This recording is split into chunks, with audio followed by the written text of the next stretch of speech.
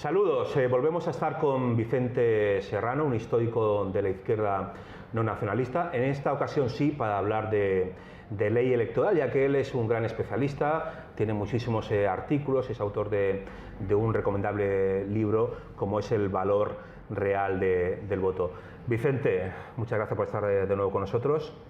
De nada. La ley electoral es mucho más importante de lo que los españoles detectan. Nosotros hemos estado en partidos, en movimientos políticos donde hemos defendido una nueva ley electoral y la verdad es que no notamos como que la ciudadanía sepa lo importante que es tener una buena ley electoral, una ley electoral más justa, ¿verdad, Vicente? Bueno, es un problema real porque de alguna manera se nos ha vendido que la ley electoral española es proporcional y también ha habido una falta de formación, yo creo, en la escuela sobre los conceptos de política y de alguna manera pues todos aceptan lo que nos cuentan en la televisión cuando terminan las elecciones. Pero si te das cuenta, cuando terminan las elecciones te dicen tal partido ha obtenido tanto porcentaje de votos, los porcentajes de votos. Te hablan de la abstención que ha habido. Al cabo de nada, la abstención ya queda olvidada, como si no existiera. Y luego a partir de ahí te dicen cuántos escaños ha obtenido cada partido. Pero en ningún momento hay un análisis entre ese porcentaje de votos que ha obtenido cualquiera de las formaciones y el número de escaños obtenidos, el porcentaje de representación obtenida. Y ese es un problema porque a nadie le ha preocupado nunca y todo el mundo se piensa que tenemos una ley electoral magnífica. Lo cierto es que tenemos una ley electoral muy tramposa. Primero lo que hay que tener claro es que las leyes electorales son un arma para generar un sistema de poder.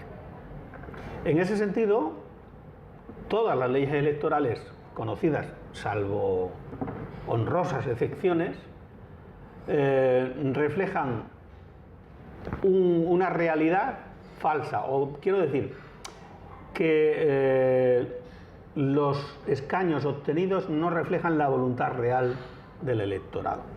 Se deforma la voluntad del electorado incluso antes de votar, y ese es el elemento clave en la ley electoral española. Primero, si quieres hablamos ya de cómo funciona la ley electoral española.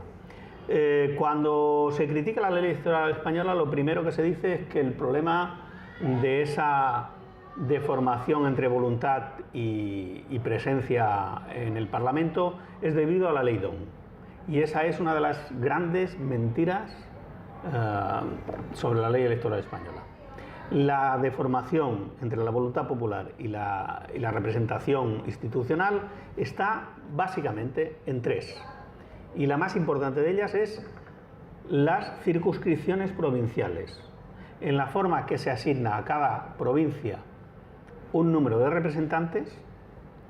En segundo lugar, está en el límite, en el mínimo exigido para tener representación institucional, que en este caso es un 3%, en el caso de elecciones generales, en algunas autonomías es un 5%, y en tercer lugar estaría la ley DON. Pero la ley DON no es la peor de todas las fórmulas para calcular un sistema proporcional. Es cierto que la ley DON beneficia a los grandes partidos y perjudica a los pequeños, pero si utilizásemos la ley DON en una circunscripción única, sí que es cierto que beneficiaría a los grandes y perjudicaría a los pequeños, pero sería bastante más aproximado que lo actual. Es decir, que el gran problema de la ley electoral española son las circunscripciones provinciales. Es difícil hacer una nueva ley electoral. La prueba es que en Cataluña, tras 40 años de democracia, no han logrado tener una ley electoral propia. También en un artículo tuyo que has publicado recientemente hablas de la ley electoral francesa, que es mucho peor que la española también. Bueno, vamos por partes. El problema para cambiar la ley electoral en España es que no se puede hacer por iniciativa legislativa popular. Yo cuando escribo el libro, mi primera intención es, al final del libro, hacer una iniciativa legislativa popular e incluso intentar iniciar el proceso. Pero claro, lo primero que tienes que ver es que en la Constitución ya define en qué se puede hacer una iniciativa legislativa popular y dice que sobre leyes orgánicas no puedes hacer iniciativa legislativa popular. Con lo cual, como la LORE, la ley orgánica que regula las elecciones, el sistema electoral, es una ley orgánica, no puede haber esta iniciativa popular para cambiarla. Además, habría que cambiar también algunos elementos de la Constitución. No es necesariamente imprescindible, pero sí muy recomendable, porque se podría hacer una muy buena reforma. Entonces, primero, para cambiar pues el sistema electoral en España hay que hacer una modificación electoral y una modificación de una ley orgánica. ¿Quién puede hacer eso? Pues la mayoría del Parlamento. ¿Quién tiene la mayoría del Parlamento? Pues los que se benefician de esta ley electoral. Claro. ¿Cómo van a cambiar una ley electoral que les beneficia los partidos que salen beneficiados de ella? Imposible. Y cuando digo eso, no digo que sea el PP y el PSOE los que no lo quieren. Afirmo que cualquier otro partido que entre dentro de ese sistema de, digamos, de privilegio, en el momento que esté ahí, se lo planteará mucho y no la cambiará. Sí, esto es como acabar las diputaciones, ¿no? Los partidos que lo prometen hasta que llegan a gobernar las diputaciones y no lo cambian, ¿no? Efectivamente, efectivamente. Quiero alguna cosita más añadir. Dime. A ver, el tema francés. Francia y Gran Bretaña tienen sistemas de circunscripciones uninominales. ¿Qué quiere decir eso? Que se elige a un solo diputado por cada circunscripción y por tanto tienen tantas circunscripciones como escaños hay que elegir, ¿vale? ¿Eso qué genera? Eso genera un sistema mayoritario puro. En el sistema británico es a una sola vuelta, quiere decir que el que más votos obtiene se queda el escaño, y en el sistema francés a dos vueltas. Si en la primera vuelta obtienes más del 50% del voto emitido y más del 25% del censo, obtienes el escaño. Si no, pasas a la segunda vuelta. Y en la segunda vuelta se lo queda el que más votos tiene. En realidad, el sistema inglés es mayoritario puro y el sistema francés es todavía más deformador de la voluntad, porque en la segunda vuelta solo quedan generalmente dos candidatos. Podrían haber más, pero generalmente dos candidatos. ¿Qué quiere decir eso? Que se concentra mucho el voto en dos grandes formaciones. Básicamente dos o tres, pero se concentra mucho el voto. Eso lo podemos ver en el sistema francés, en el último artículo que he escrito, que también hace poco escribí sobre las elecciones británicas, donde también se ve esa deformación del voto. ¿A qué nos lleva todo eso? Que en el sistema francés, un 20 y poco % del electorado del censo es el que elige a sus representantes. Claro. Es decir, hay un 75%, 77% según donde miremos, que ni pincha ni corta. Unos porque no votan, claro, y otros porque aun votando, su voto vale cero patatero. Para más Inri, en Francia, la abstención que ha habido en las últimas elecciones ha sido una barbaridad. En la primera vuelta un 51 y pico % y en la segunda un 57%.